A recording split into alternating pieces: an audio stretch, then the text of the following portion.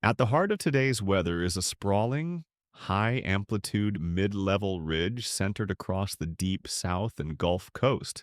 This ridge, stretching from the western Atlantic through the southeastern U.S., has heights approaching 599 decameters over parts of Louisiana and Mississippi. This is a particularly strong ridge for late July, and it's acting like a broad atmospheric lid. Subsidence beneath this ridge is reinforcing an inversion between 900 and 850 millibars, effectively trapping moisture in the lower boundary layer and suppressing vertical motion. The inversion is reinforced by large-scale drying aloft, aided by the encroachment of a Saharan air layer. Yes, even this far west.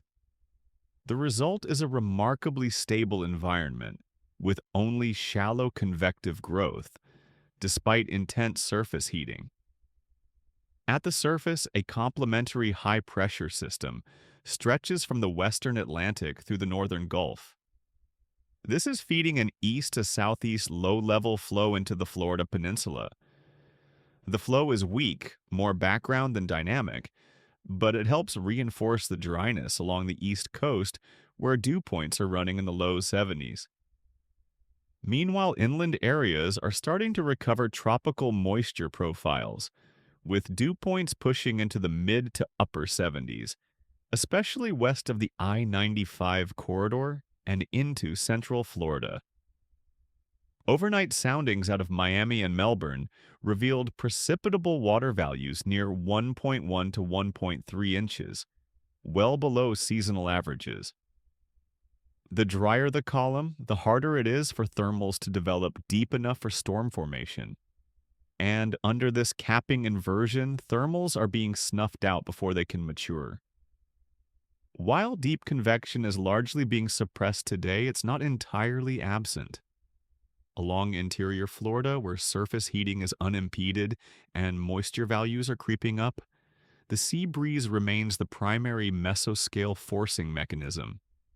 Convergence along this boundary, especially where Atlantic and Gulf breezes meet inland, could still support isolated thunderstorm development. These storms are expected to remain shallow but could generate brief, gusty outflows thanks to elevated downdraft CAPE values over 1,000 joules per kilogram in the interior. Any showers or storms that form today will be isolated, brief, and likely focused after peak heating between 2 and 6 p.m. Coverage is expected to be around 30 to 40% inland, dropping off sharply toward the coast where the air mass remains too dry. Heat and density. Altitude performance considerations. Temperatures today are soaring into the mid to upper 90s inland and lower 90s along the coast. With lower dew points near the shoreline, heat indices stay more manageable, 100 to 103 degrees, but interior regions are experiencing values closer to 105 to 110. These are levels that warrant caution for density-altitude concerns. Pilots departing inland terminals such as Lakeland, Kissimmee, or interior Melbourne should be aware of reduced climb performance. High heat and lower surface pressure in this regime can yield density altitudes approaching 3,000 feet, even at sea-level airfields. Florida's unique geography, a peninsula surrounded by warm ocean water, plays a vital role in today's setup.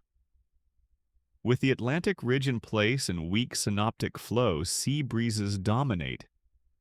Along the southeast coast, the Atlantic breeze develops by mid-morning, pushing a shallow band of moisture inland. Along the Gulf Coast, a similar process unfolds later in the day. Where these two breezes meet, typically across the spine of the peninsula near Lake Okeechobee, lift can be enough to overcome the cap, particularly late in the afternoon. However, any convective growth remains limited to the low-topped cumulonimbus clouds, perhaps reaching 25,000 feet before being sheared apart or collapsing. For aviators, today's weather across the southeast and especially Florida is a mixed bag.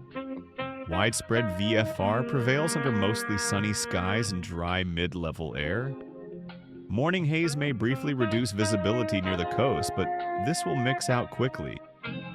However, inland airports, especially those in central and southwest Florida, could see brief convective interruptions in the late afternoon.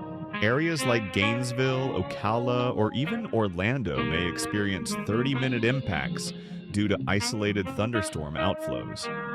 Gusty winds of 30 knots and brief ceilings below 3,000 feet are possible, but not widespread. In many ways, today's weather is a lesson in what doesn't happen. We have the heat, we have some surface moisture, but we lack vertical motion, deep layer instability, and adequate upper level support. The mid-level ridge acts as a cap, the SAL as a dry sponge, and the weak flow fails to lift parcels beyond their equilibrium level. This is the anatomy of a suppressed convective regime. Still, the sea breeze tries. It prods the cap just enough to let isolated thermals reach critical thresholds inland. It's an interplay of mesoscale versus macroscale forces,